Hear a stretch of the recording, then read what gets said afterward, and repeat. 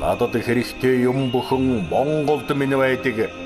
Ялах биений аминд өвөг дээдсийн сүнс байдаг. Тэнгэр дэргих шонхрын танил төрсөн гэрийн бууц байдаг.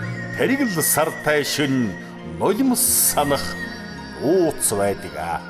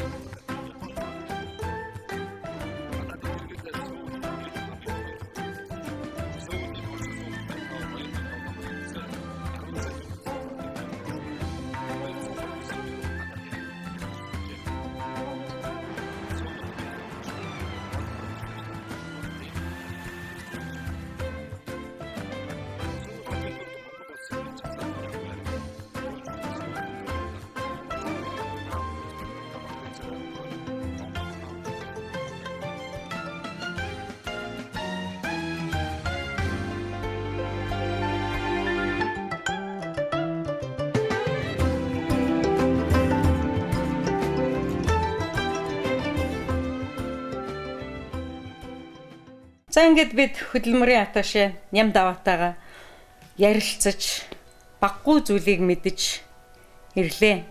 Үүнээс хамгийн гол мэдж байгаа зүйл нь бидний хэн нэг нь мэдж явах зүйл нь тухайн оронд явж байгаа гэрээт бус. Ер нь одоо харлаад байгаа хууль бус гэж байгаа хүмүүс бол тухайн орны хууль, соёлыг л хамгийн түрүүнд түүнтэй танилцаж тухайн орны хуулийн дагуу соёлыг мэдснээр л энэ оронтой хөл зэрэгцэн алхна гэдгийг бас энэ ярианаас нь бас сонссон байхаа эрхэм үзэгчтэй. За ингээд бид нар Нямдавтайгаа уулзсныхаа дараа бол Монгол улсын элчин сайдын яамны консулын захирал Баярхүү овогтой Бацоригтой уулзсан. Түүний дараа мэдээж элчин сайдын яамныхаа нэг цэгийн үйлчилгээ рүү хүрэлцэн очиж монголчуудтайгаа уулзаж тэднийхээ санал бодол сэтгэлийг сонсох болно. Мөн бас нэг зүйлийг би их урьдчилж бодож байгаа. Энэ юу гэхээр бидний нөгөө айгаад эмээгээд байдаг хууль бусаар ажиллаж байгаа. Илүүгөө визний аль нэгэн зөрчилтэй хүмүүс эмигрэшн гэх аимшигт зүйл рүү одоо яалтчгүй бас таарлтчдаг. Гэхдээ Тэнгэрлэг монголчууд маань заримдаа 15-аас 20 жил ажил одоо тэр нутагт амьдран оршин сууж байгаа. Тэнгэр нь одоо тэднээс үйлчлээд байдаг юм уу? Тэр одоо ямар байдгийг өстой мэдх юм алга. Яг тийм заган дээр байгаа хүмүүстэй болов уулзна болохгүй л ер нь тэд ямар шүү байдгийг ер нь тэднэр ер нь хууль бусаар аливаа нэг зүйл хууль бусаар байхад ямар хүндрэл учирдгийг энэ талаар бас баггүй сурвалжлагыг болох бүтэх хэмжээгээрээ хүний нутагт мэдээж сэтгүүлчэд явхаар заавал хяналттай одоо анхааралтай мэдээж сэрэмжлүүлэхтэй явах ёстой.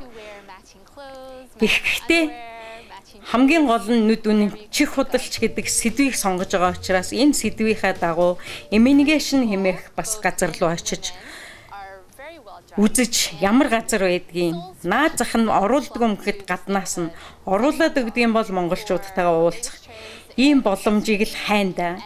Ингээд эрхэм үзэгчтэй та бүхэндээ Монгол улсын элчин сайдын яамны консулын захирал Баярхүү овогтой Бацоригтой холбогдож түүний бодол сэтгэл монголчуудтай сэрэмжлүүлэх санаа өгөх ярих энэ бүхэнтэй нь одоо сонирхолтой ярилцлага болох байх хэмээн бодож байна. Эрхэм үзэгч та бүхэн дэлхийн анирт Монгол бахархал нэвтрүүлэгтэй хамт байгаарай. Сайн байцгаана уу эрхэм үзэгчдээ. Та бүхэндээ энэ өдрийн мэндийг хүргэе. Дэлхийн анирт Монгол бахархал нэвтрүүлгийн эрхэм зочноор элчин сайдын яамны маань консулын хэлтсийн дарга Баярхүү овогтой Бацориг оролцоод байна. Танд энэ өдрийн мэнд хүргэе. Сайн үрж ирсэн. Одоо анхны нэвтрүүлгээ сая хийчлээ. Тэгээд хоёр дахь нэвтрүүлгээ бол эрхэм тань дээр хүрэлцэн ирээд байна. Тэгэхээр 2015 он бол түүхэн он жилүүдийн нэгэн хугацаа.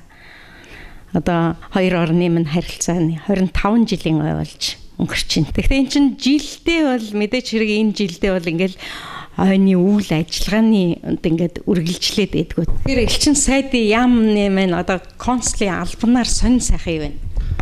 Элчин сайдын яамны консулын алба бол ер нь элчин сайдын яамны нүүр царай болдог. Яг бол иргэд бол голдуу Монгол улсын иргэд маань өөрсдөө энэ төрлийн үйлчилгээ авдаг. Бид бол иргэдээ бол консулын 8 төрлийн үйлчилгээг бол үзүүлж байна. Төрсний гэрчлэгээ, гэрлэлт, харьяатай асуудал, иргэдийн гомдол, өргөдөл энэ асуудлыг шийдвэрлэх асуудлууд мэдээж одоо юу ярих вэ? Нас баралтын бүртгэл, гэрэл цуцлалт ийм хөвчлөгнүүдийг бид нэр үзүүлж байгаа л да. Ерөнхийдөө бол Монгол улс Британий сонсох улстай дипломат харилцаа тогтоосон 25 жилийн энэ оны 3 дугаар сараас эхэлсэн бид одоо тэмдэглэж эхэлж байна.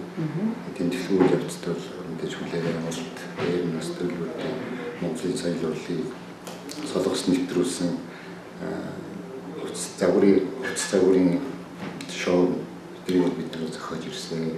Энэ солонгосын талтайгаар эрдлийн одоо иргэдийн харилцан зорчих, визийн нөхцөлийг хөгжүүлэх асуудлаар нэлээд ярилцсны үгээр солонгосын талын оны 4 сараас эхлээд бол Улаанбаатарт манай иргэдэд олгож байгаа визийн нөхцөлтөө хөнгөлт хийж эхэлсэн.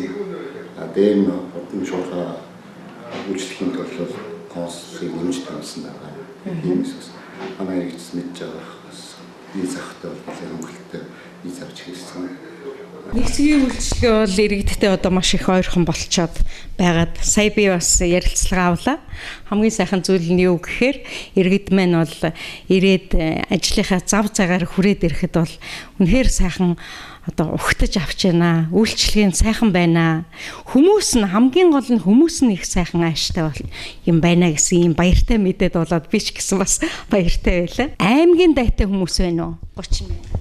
Тэгээ ерөнхийдөө бол өнгөрсөн 8 дугаар сарын мэдээгээр бол солонгосын хууль зүйн цагаачлалын албаны мэдээ гэж үтгэл. Тэн дээр үндэслэх юм бол нийтдээ 30 мянган монгол иргэн солонгост одоо ажиллаж амьдарч сурч байна.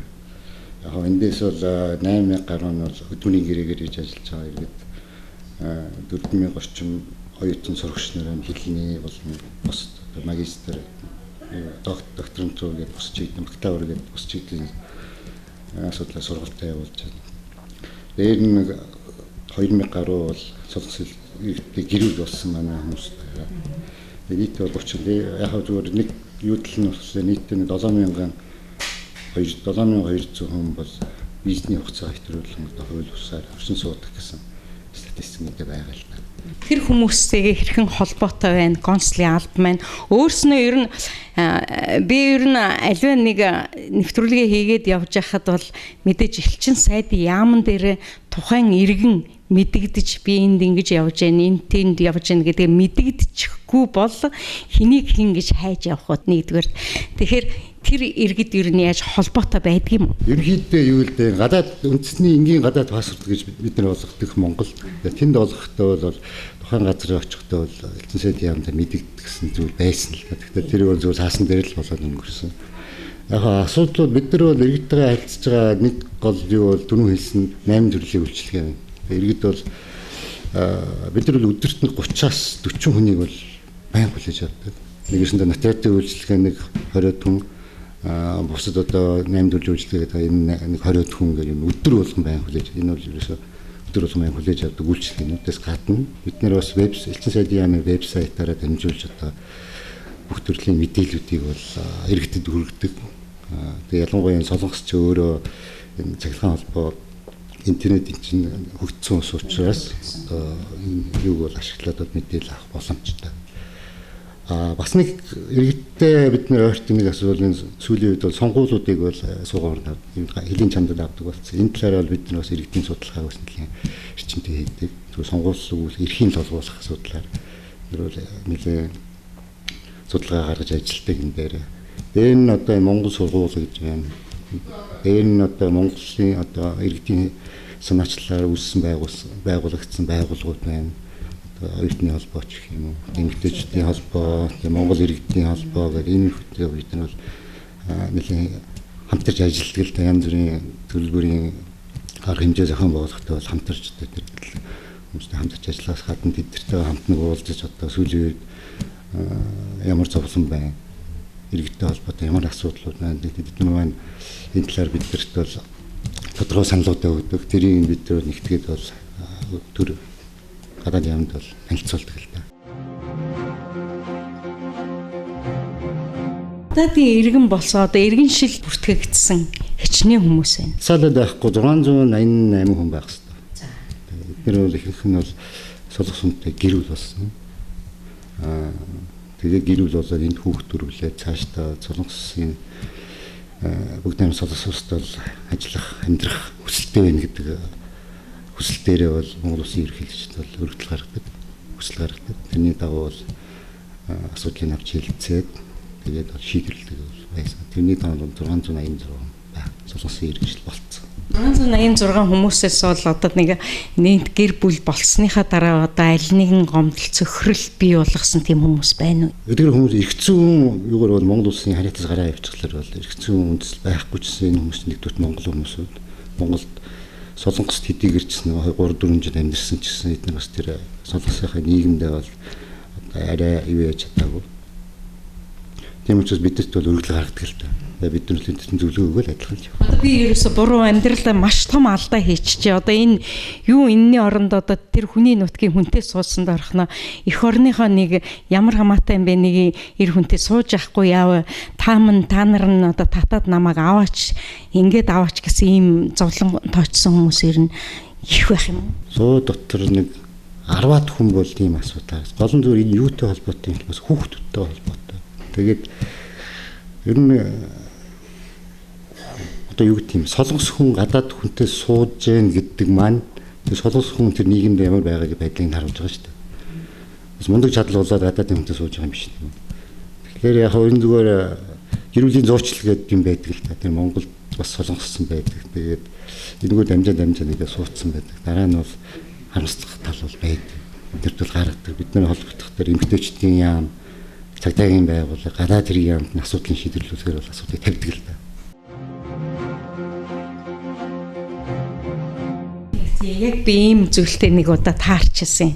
Нэвтрүүлгийг хийгээд ирж хахад ерөнхийлөгч захиа өчөөд уйлцсан байжсэн. Гэхдээ надад нэг зүйл нэг сайхан санагдсан. Яг гэвэл тэр хүн өөрийнхөө нэг элчин сайдын яаман дээрээ хэдий тэр харуул одоо юунд үүдэн дээр ирээд захиагаа биччихсэн ч уйлжсэн ч цаана нөгөө би эх орныхоо одоо иргэдтэй ингэ байж шүү гэсэн бат итгэл дунд байж харагдсан байхгүй. Тэгээ би танаас энийг зүйлийг асуусан.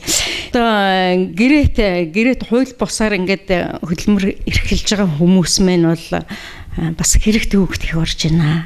Яг энэ тал дээр хідэн хүн ер нь яг ийм байдалд орчход байна. Энээс нь одоо манай элчин сайдын яамд хөөцөлдөж хэдийн гаргаад байна. Ийм боломж нь ямар вэ? Ерөнхийдөө бол бид нар бол иргэдээ гинт хэрэгээс өрчсөн сэргийлэх талаар хэд хэдэн өнгөрсөн энэ жил бол нэлээд ярилцдаг гэх юм уу, эсвэл лекц гэх юм уу, энэ байдлаар бол нэлээд ажлуудыг хийж байгаа л да.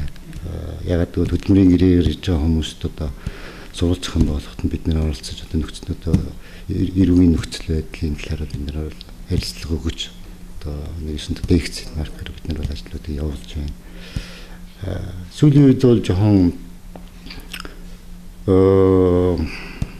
ер нь сүүлийн 10 жилийн байдлаар авч үзвэл манайх бол 2000 одоо юу хий 10 жилийн бай 2014 оны 12 сарын 31-ний хүртэл бол нийтдээ 10 мянган гинт хэрэг толбогдсон байдаг. Мэдээж тэр нь бол ихэнх нь бол прокурорын шийдвэрээр одоо тургуулийн хэмжээнд ороод асуудал нь шийдэгдээ явцсан. Гэхдээ яг тэгээд сүүлийн 10 жил 10 мянга гэдэг ч одоо жилд зүйлүүд болж байна. Жилд 1000 гаруй мянга ихтэй болж байна. Яг тэгээд хөвчлэн болохоор яг ингээд наривчлаа ингээд судлаад үзэхлээр одоо юу гэдэг жишээ ярих юм бол одоо хажуу явж байсан машин зогсож байсан хажуугаар явж байхдаа энэ жоохон эвдлэгч юм уу гэдэг юм. Тиймэрхүү тийм жижиг сажиг юм л чи энэ чинь хууль хатуу болохоор жижигхгүй том гэхгүйгээр хэрүүг харьцуулбал ирэх нь л. Тэр нь тэгээд ихэнх нь нөгөө юу н гэмт хэрэг нь юу баг учраас тургуулийн арга хэмжээ өгөөд яг тоон дөнгөөр бол их том харагдаад байна. Тэрнээс яг дотор нь нарийн үзэл бас биш л дээ. Гол нь бас энэ хулгай хэрэг их гарч байна. Сая бид нэр бол ингээ Монгол ингэж сонссон л доо яг хөө өршөөгөөрөө ирэх үзэгчтэй. Яг тэгвэл бид нэр мэдээллээр ингээд харж байхад бол саяны 4 сараас 7 сарын хугацаанд бол маш их хулгай гарсан гэж байгаа. Энэ нь болохоор нөгөө хулгайч нар энд ирсэн сураг их сонсогдоод байгаа учраас ямар нөхцлөөр хүрээд ирвэ? Тэр шингээний оронд байсан. Энийг хатуу гэж битгий бодороо бид нэр хүний нутагт бол ерөөсөө энэ болгоомжлолыг л бий болгох ёстой. Нэг тийм боломжийг бий болгоод өгсөн газарт бол бас бид нэр өгөөмөр өөрсдийнхөө сэтгэлээрээ өгөөмөр хандах ёстой. Ийм үднээс эрхэм үзэгчтэй энэ ярилцлагыг хийж байгаа юм шүү. Тэгэхээр саяхан бол тэр хулгайч нар их очсон байна гэж ингээд байгаа байхгүй юу? Ерөөсөө тэгж яригадаад байгаа нэгдүгээр. Хоёрдугаарт ихт чинь сая нэг ихч дүү хоёр гээд нэг хоёр эмэгтэй бүр ийм 3 сар хулгайя тэр цүнхэнд нь гэхэд нөгөө дэлгүүрт ороход нөгөө мэдрэмж байдаг шүү дээ нөгөө тохиоллын энийг байхгүй тийм цүнх бариад явж исэн байна гэл ингээл олонний ам дамжаад байгаа байхгүй яг энэ хэрэгүүд ер нь ямар яг тэ ер нь бол Солонгост бол нэг 2 сая гаруй гадаадын иргэд байна. Тэн дотор бол мэдээж Монгол гэлтгүү улс орны зөндөө хүмүүс байгаа. Олон зүйл юу болоод тэгэхээр Солонгостойгоо гадаадын иргэдийн дунд одоо гинт хэргийн явдал өссөнтэй холбоотой юм. Тэгээ энэ талыг эднийх бол хэвлэл мэдээлэлээр одоо цацсаж одоо нэг ёсондоо урьдчилан сэргийлэгч байт юм. Иймэрхүү арга хэмжээнд нэлээд явагдсан л. Тэгээ тэрний дунд тэр манай хоёр хүн одоо өртөг гэх юм одоо тэр дунд л одоо гол бай болоод явчлаа л. Тэгээ энэхэд бол энд бол Солонгост бол ер нь бол статистик мэдээ үзэх юм хулгай хийсээ бол автомашины гэмтэр их байт. Яг зөвөр хулгай гарахтаа тийм тусгай хэрэгсэл гэж ярих юм уу тэрийг ашигласандаа жоохон өвөрмөөс байж магадгүй. Тэгэл эдний 100% хэвлэл мэдээлэл нэлийн цацагдсан. Тэрнээс л өвдөлтэй юм болов гэж. Зургийг бол олон сараар хулгайгээд Монгол руугаа яваалаад байсан гэл ингээл чих халууцсан маш их зүйл сонсогдоод байгаа шүү дээ. Тэгэхээр энэ дээр бол ерөөсөө хувь хүн л өөрөө заавал анхааралтай байж тухайн орны хүндтгэс. Ерөнхийдөө Солонгос бол ер нь нэг утгаараа ярих юм бол эн чинь инхтэмний гэрээ байгуулагдаагүй байгаа. Нэг талд хоёр одоо хойд Солонгос бидний ярьдаг хойд Солонгос бүгд зарцсан Солонгос улстай хойд Солонгос энэ талд инхтэмний гэрээ байгуулагдаагүй учраас дотооддоо бол хуулийн хяналтанд хатуу байдаг л да. Тийм учраас энэ бол ингээ бүх гудамжид нь камертай ингээ байдаг. Бид нар бас жоохон гинэн зан гэдэг юм уу бас тэгээ зарим үед хүмүүсийн үг харж байхад нөгөө байнга үйлчлүүлдэг дэлгүүрээ орохдоо нөгөө жоохон халуунцсан байхдаа нэг юм аваад гарчдаг дараа нь төлнө гэж бодчихдаг. Нөгөө хүн эсрэг нь очиод тагтаад яваад өгдөг. Бас өөрснийхөө бас бодлохгүй үйлдэлээс маш их болоод юу ээж нь бариг татаа оролцож байна л да. Тэгэхээр яг зөвхөн зориулттай ярьж байгаа хүмүүсийг бол одоо тэр одоо юу гэдэг юм бөөмөд одоо ялангуяа зөвлөлд гарсан хоёр ихчдүү хоёр бол тусгай тийм зориултын цүнх хэдэртэ орж ирсэн дээ. Бид нэр одоо яасан бэ? Яг тэд нар бол яг мэдээж жуулчны визнэр л орж ирсэн баг. Одоо хаана вэ? Тийм учраас энэ бол бүх гудамжид нь камертай байдаг. Тийм. Бид нар бас гинэн зан гэдэг юм уу бас зарим үед хүмүүсийн үг харж байхад нь байнга үйлчлүүлдэг дэлгүүрээ орохдоо нөгөө жоохон халуунцсан байхдаа нэг юм аваад гарчдаг дараа нь төлнө гэж бодчихдаг. Нөгөө хүн эсрэг нь очиод тагтаад яваад өгдөг. Бас өөрснийхөө бас бодлохгүй үйлдэлээс маш их болоод юу гэж бариг татаа оролцож байна. Тэгээ яг зөвхөн зориулттай ирж байгаа хүмүүсийг бол одоо тэр одоо юу гэдэг юм бөөмөд ялангуяа зүйл гарсан хоёр ихчдүү хоёр бол тусгай тийм зориултын цөөх хэдэртэ орж ирсэн. Надад хэрэгтэй юм бүхэн Монголд минь байдаг. Ялах биений ам бүгдээдсийн сүнс байдаг. Тэнгэрт иргэх шонхрын танил төрсөн гэрийн бууц байдаг. Тэргэл сартай шүн улим санах нууц байдаг.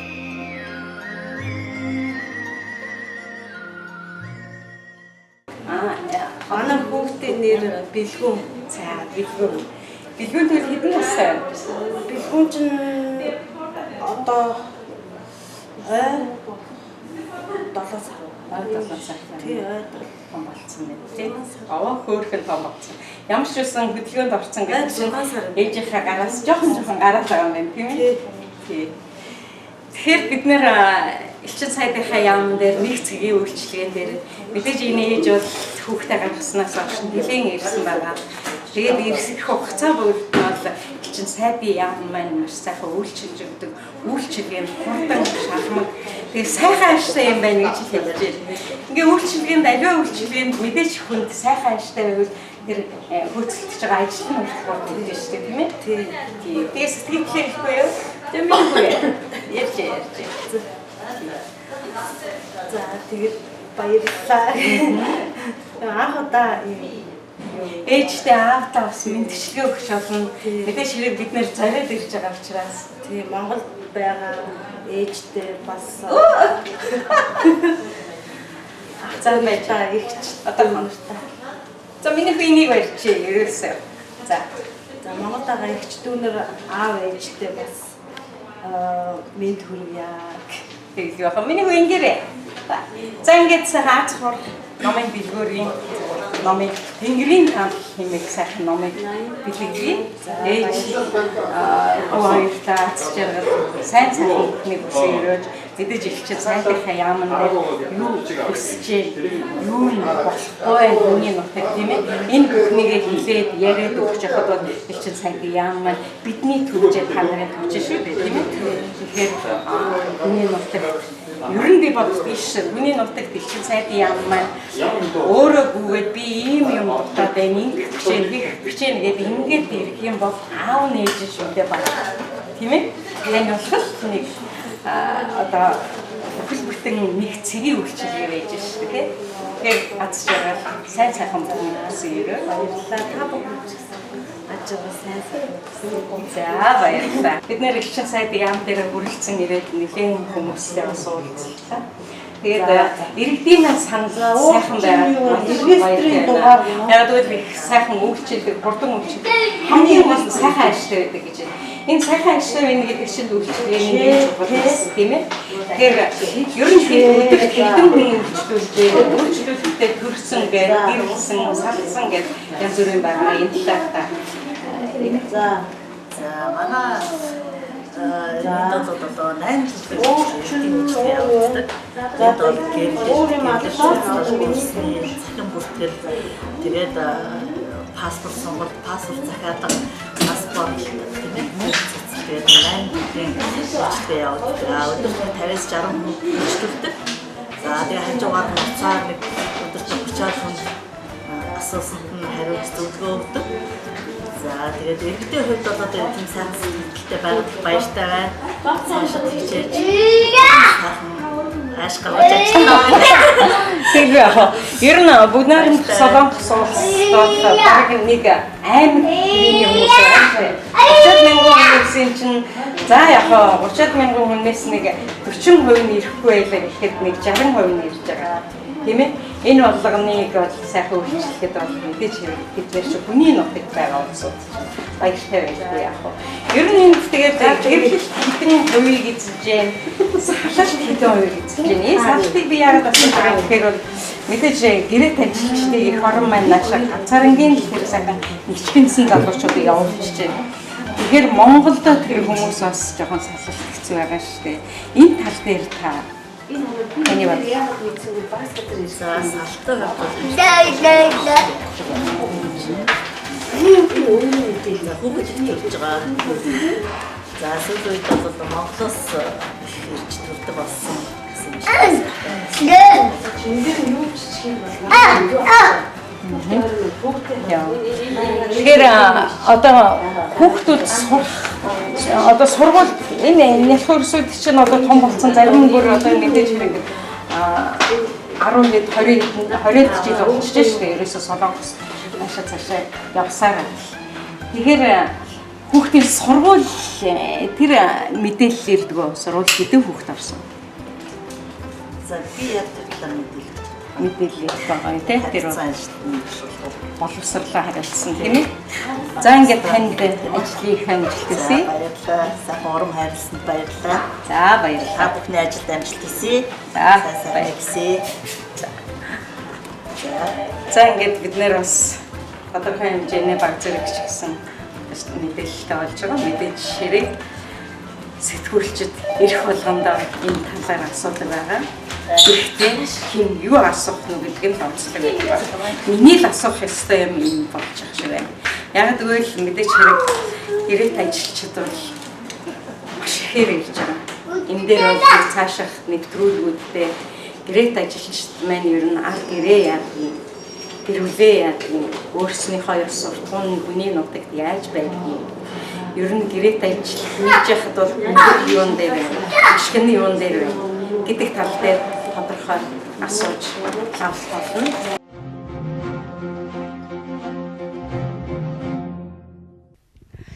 Тэгэхээр бүгд найрамдах Солонгос улс одоо элчин сайдын яам нийгэмдээ хандсан маш их одоо ажил зохион байгуулдаг. Үүний нэгэн жишээ бол саяхан одоо 4 сараас 7 сар хүртэлх хугацаанд бол ерөөсөө ямар ч ажил хийгээгүй байсан ч хамаагүй монголчууд одоо Солонгос орныг зорилоо. 7 сараас хойш бол мэдээч хэрэг яг тэрний хугацаанд донд одоо монголчууд ямар ажиллаж байсан, ямар байсан, энэ сайхан боломжийг яаж ашиглаж байсан, энэний судалгаа гараад ирэнгүүт нь 7 сараас эхлээд бол тодорхой хэмжээний мөнгө байршуулах боллоо, цалинтай ажилтай хүмүүс явуулах боллоо. Тэгэхээр нийгэм тамдсан маш их үйл ажиллагаа зохион байгуулж байна. Үүний талаар ярихгүй. Мэдээж хэрэг монголчууд очиод үзэх юмсан, нэг ч очиж үзээгүй хүмүүс тэр сайхан орныг очиод үзэх юмсан. Одоо жишээ нь бүгд найрамдах Солонгос улсыг бол хамгийн ойрхон барууны орн гэж нэршдэг шээ монголчууд гэж магтан цаашаадаг. Тэгэхээр тэнд очиод үзэхийг хүссэн хүмүүс их боломжийг л гаргаж өглөө шүү дээ. 그 양국 관계가 더욱 발전하기 위해서라도 그 인적 교류, 그러니까 양국 국민들이 서로 오가는 그런 교류가 더욱 활발해지는 것이 중요하다고 생각이 됩니다. 그를 위해서 저희 대사관 хоёр орны харилцаа улам бүр өргөжин хөгжин цэцгэлэхэд хоёр орны иргэд хоорондын солилцоо нэмэгдэх нь маш чухал юм. Үүнтэй холбогдуулан манай элчин сайдын яамнаас визний нөхцөлийг хөнгөвчлөх журмыг энэ оны 4-р сараас хэрэгжүүлж эхэлсэн. Үүгээр олон монгол иргэдэд Солонгост зорчих боломжийг олгож байгаа. Жишээ нь визний нөхцөлийг хөнгөвчлөх журмыг хэрэгжүүлж эхэлснээс хойш виз мэдүүлэгчдийн тоо маш ихээр нэмэгдсэн. Энэ оны 8-р сарын эцсийн байдлаар виз мэдүүлсэн иргэдийн тоо ойролцоогоор 34 мянгад хүрсэн байгаа. Энэ нь өнгөрсөн оны мөн үетэй харьцуулах юм бол 54% өссөн үзүүлэлт юм аа. 8-р сарын эцсийн байдлаар 52 мянга гаруй иргэн Солонгос руу зорчсон байдаг. Энэ нь өнгөрсөн оны мөн үетэй харьцуулбал 24% өссөн үзүүлэлт юм. Цаашид манай элчин сайдын яамнаас Монголын олон иргэд Солонгос руу ямар нэгэн чирэгдэлгүйгээр амархан явах тал дээр арга зам хайн ажиллах болно. Үүнтэй холбогдуулан элчин сайдын яамны зүгээс Монгол иргэдээс хүсэх зүйл байна. Энэ нь юу вэ гэвэл Солонгос руу зорчих зорилго, очиод оршин суух зорилго адилхан байх ёстой юм. Өөрөөр хэлбэл хууль бусаар амьдарч байгаа иргэдийн тоо нэмэгдэхин хэрээр манай элчин сайдын яамнаас арга хэмжээ авч ажиллах болно. Иймд энэ тал дээр анхаарал хандуулаасай гэж Монголын иргэдээс хүсмээр байна. 써야 될 부분들이 많이 있습니다. 이 점에 대해서는 몽골 국민들께서도 각별히 유념을 해 주시기를 부탁을 드립니다. Хамгийн гол нь юм мэдэхгүй л байна. Юм мэдэхгүй байгаас асуудалд бол орох нь их. За ингээд нэлээд зүйлийг бас асуугаад мэдээд нэгэнт хол ирснийх бас асууя гэсэн зүйлээ бас асууцсан болов уу гэж бодож байна. Таны бодол ямар байна те? Та бас нэмээд ийм л асуучаас ийм л би хэлчмээр байна гэдэг бодол байвал та хэлээрэй. Консултаа бас сайхан дурсгалын зүйлтэй ирсэн байгаа. Аз хор компанийнхаа би яг зориуд ингээд консултаа нууц товч байгаа ингээд бүр уурж Монгол дээр авчирсан байгаа. Тэгээд энийг бэлгэлж байгаа юм гэхээр залуу хүн байгаа гэж сурагдуулсан байгаа.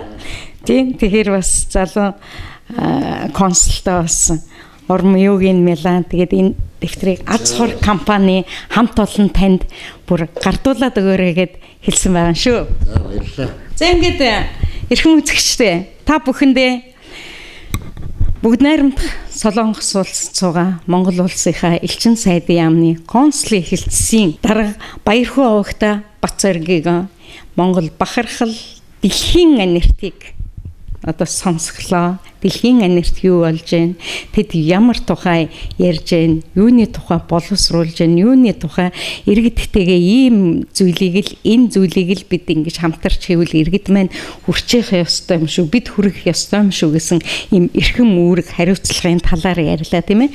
Иргэдийнхаа одоо мэдээж хэрэг иргэдтэй сэрэмжлүүлэх сэрэмж юуг ярьлаа ингээд бүх юмыг ярьж чадаагүй ч гэсэн ер нь хүний дурлаад ярихынсан, мэдхийнсэн, мэдээд авчихынсан гэсэн зүйлийг ярьсан байх гэж бодож байна.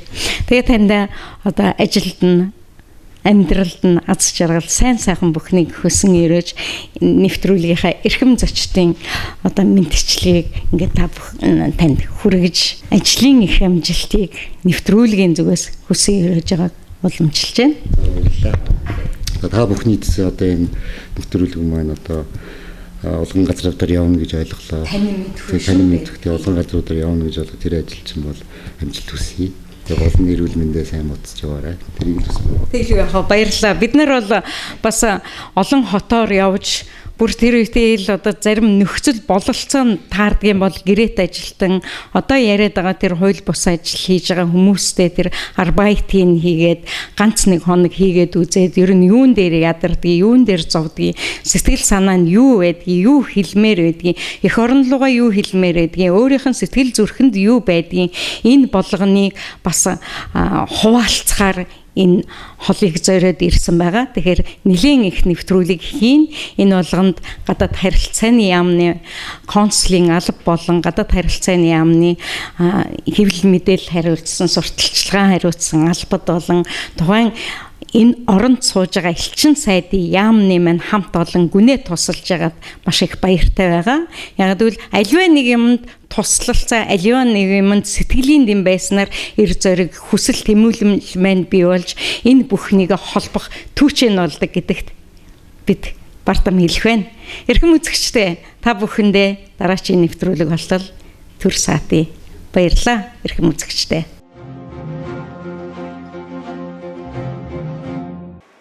За ингээд бид консулын захиралтайгаа уулзаж нэлээдгүй зүйлийг ярилцлаа.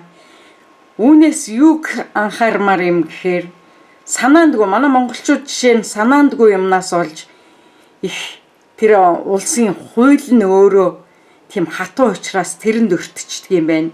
Жишээ нь гэхэд одоо автозамын ослууд маш их гардаг. Автозамын одоо янз бүрийн одоо үйлдэлүүд дээр одоо алдаа хийвэл зөвхөн одоо дохио гэрэл зөрөх гэхтэл энэ нь бүхэл бүтэн хуулийн зааг одоо хуулийн юу болчдөг юм байна л да. Хүндрүүлээд үзчихдэг нэгдүгээрт. Хоёрдугаарт одоо манай Монгол иргэд бол дэлгүүрт нөгөө ойрхон байрныхаа ойрхон дэлгүүрт ордог штэ. Тэгээд ороод нөгөө таньдаг болохоор нөгөө ундагийн усын тэр пивийг аваад маргааш өгчнөө гэх жишээний ийм юм ярингуут нь нөгөө хідэн нөгөө цагдаад бариад өгчхөөр нөгөө санаандгүй үйлдэлээсээ бас л хэрэгтэн болдго юм байна. Харин ихчдүү тэр хоёр бол гарцаагүй бүр хуулийн эсрэг юм хийсэн. Ягаад гэвэл хулгай хийхдээ зориулалтын цүнхтэй. Гэх жишээний маш олон ийм эрсдлүүд бий болж байна. Хөдөлмөрийн атташе дээр бас нэвтрүүлэг хийхэд ярьж исэн. Манай иргэд болохоор хэдий 3 сараар ирлээч гэсэн ажил хийж болно. Тэр бол хуулига яах вэ? Боломж нь байвал бас хинт ч гэсэн мөнгө хэрэгтэй шүү дээ. Гэлээ гэхдээ тэрэнд болол өртөхгүй, тэр эмнийгээ шин янз бүрийн юмд өртөхгүй шиг. Тэгээд яг эзнээ хүнээ олж бас ажиллаа. Сонго гэсэн ийм бас нэг яг хөө тэр газараа бол хууль зөрчсөн юм хэлж гэн. Гэлээ гэхдээ өөрийнхөө монголчуудын талдаа гэсэн утга учирыг бас гаргах шиг боллоо. Ингээд эрхэм үзэгчид та бүхэн элчин сайдын яамны консулын захирал болон хөдөлмөрийн атташе нарын одоо энэ сургамжтай, санууштай, бодууштай энэ олон зүйлсийг сонссон гэдэгт итгэлтэй байна. Тэгээ үүнээс хойш бол мэдээж хэрэг тухайн улсын хамгийн гол нь соёл, хуулийг л мэдсэний үндсэн дээр аль ч улсад байхад, аль ч улсад ажиллаа хийж амьдарч байхад бол түүнийг л мэдвэл бас нэгэн янз бүрийн хэрэг төвөгт орохгүй. Ийм л байх юм байна. гадаад хэргийн яамны консулын алба байна. Гадаад хэргийн яамны гадаад сурталчилгаа хариуцсан алба байна. Мөн бүгд найрамдах Солонгос улсаас Монгол улсад суугаа элчин сайдын яам байна.